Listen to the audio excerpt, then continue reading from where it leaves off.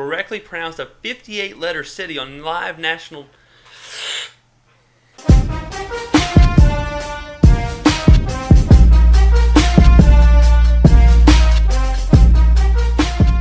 Welcome to the James Skrmetta Experience. I am your host, James Skrmetta. This is a very special episode. This is the 10th episode, the 10th anniversary, the decade mark, however you want to say it. I've put on my festive purple shirt that's way too tight, and I also have this flute right here, which was supposed to be champagne, but because of 2 weeks of football gambling, I can't buy champagne, so it's instead apple juice. So from everyone here at the JSC, including the Sailor, the Luchador, and myself, thank you very much for 10 incredible episodes. I wish that was grape juice. Another glorious week of football. I had a great time watching. I'm sure you did too. Last week, we talked about Penn State, who lost to Temple for the first time in 80 years. Now, Penn State did a little something different after the loss to High Demons. This is what they did. And one thing that we did is we buried the tape. We buried the tape, actually buried the tape. Where? With the shovel on the practice field right where we walk out. We buried it. There's an old saying, when things are going wrong, get back to what you know. And what has Penn State done fantastic for the past 20 years? That's right, cover things up. Nothing quite says Penn State like taking something terrible, something you're really ashamed of, and burying it away from the national media and acting like it absolutely never happened. The St. Louis Rams beat the Seattle Seahawks in an absolute nail-biter Sunday, and Seahawks fans are stunned. They've lost their last 2 games in the very, very, very last second. Seahawks fans are not used to people coming in, beating them up for a few hours, and then pulling it out at the very, very last second. Right, Sierra? In the newest craze of American self-indulgence and self-importance, almost everybody that I know has a selfie stick. Here's a perfect example of why you shouldn't drive while using a selfie stick.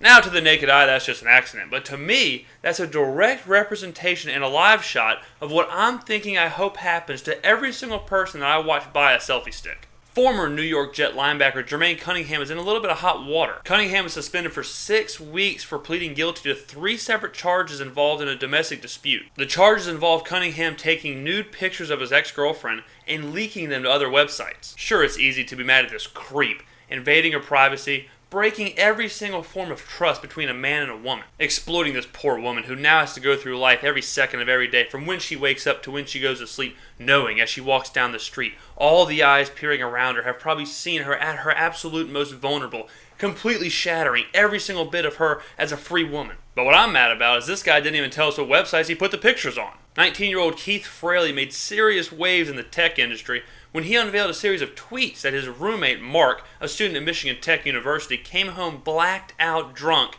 and did what we all do, designed an airplane. Keith said Mark came home at about 11:30, demanded to know where his textbooks were, and went to work. This speaks absolute volumes about the women over at Michigan Tech. Do you know how unappealing you have to be for a drunk guy to come home completely blacked out at midnight after a bender full of vodka waters and rum and sodas, and instead of texting you, he decides instead to build an airplane? Think about how different this guy's morning is from my morning. Usually when I wake up from one of these benders, I have to go on a scavenger hunt involving my phone, keys, and wallet, dispute a few overdraft charges at my bank, and then send about 8 to 10 apology texts. This guy wakes up and calls Richard Branson.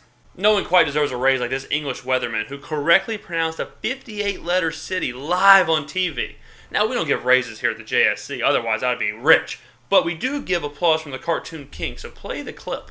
Now today we had a big contrast in temperature across the UK, just 12 degrees over coastal parts of eastern England with cloudy skies, but in the sunshine in northwest Wales at RAF Mona, just up the road from Llanfair Pwllgwyn, Gellgorgera Cwndrobwll, Llantysilio Gogogoch, the temperature got to 21 Celsius, that's 70 in Fahrenheit. This week on Hey America, You're Screwed, watch Hilary Clinton be really relatable on Ellen.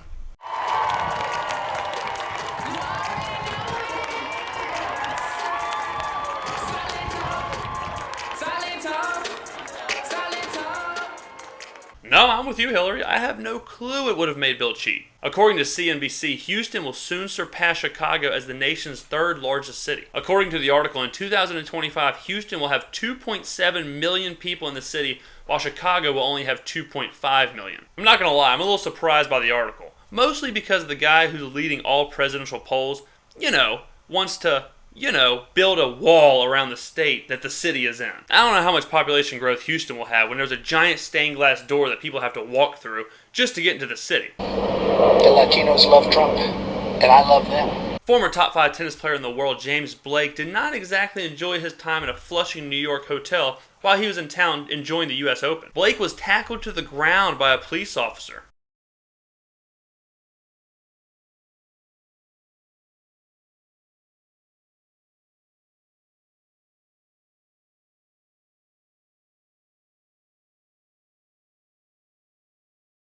With all the national scrutiny behind police officers right now, don't worry, police in New York were totally prepared to release a statement on exactly why the policeman felt it was necessary to tackle James Blake. In the statement, it reads, he tackled James Blake because, well, James Blake is a black man. And that's the end of the statement. The Miss America pageant was this weekend, and I know what you're thinking. James, aren't those a lot dated? Where a woman walks around in her bikini to be judged by a panel in front of the entire nation? To that I say no. They answer really important societal questions like this one. New England Patriots quarterback Tom Brady was suspended for his part in the so-called Deflategate scandal, then instated by the courts. Legalities aside, did Tom Brady cheat? Did he cheat? That's a really good question. I'm not sure. I think I'd have to be there to see the ball and feel it and make sure it was deflated or not deflated. But if there was question there, then yes, I think he cheated. If there was any question to be had, I think that he definitely cheated and that he should have been suspended for that. That's not fair. Wait, what? I'm not sure. I think I'd have to be there to see the ball and feel it and make sure it was deflated or not deflated. The real surprising thing here was that her last name wasn't Goodell and she didn't work at ESPN. It ain't no biggie though. With an answer like that, there's no way she possibly could have won. Miss America is Miss Georgia! Betty Cantrell! Oh, so a Deflategate truther did win. I missed her answer on global warming, but let me guess. Did it involve how jet fuel can't melt steel beams? And finally, California is stuck in a pretty crappy situation. Monterey Park is a Taiwanese community in California that has seen a recent influx of Chinese immigrants. Now get this, the Chinese immigrants are causing a bit of a stir-fry within the community because they just can't get the culture change. Certain Chinese photos, like seen in these pictures, have been seen taking dumps. That's right, going number 2 just out in the public in the neighborhood. Complaints aren't coming though from neighbors or authorities. They're coming from local dogs who walk up and unknown to them of what the substance is, they eat it. And then 10 minutes later they're starved. I never let go.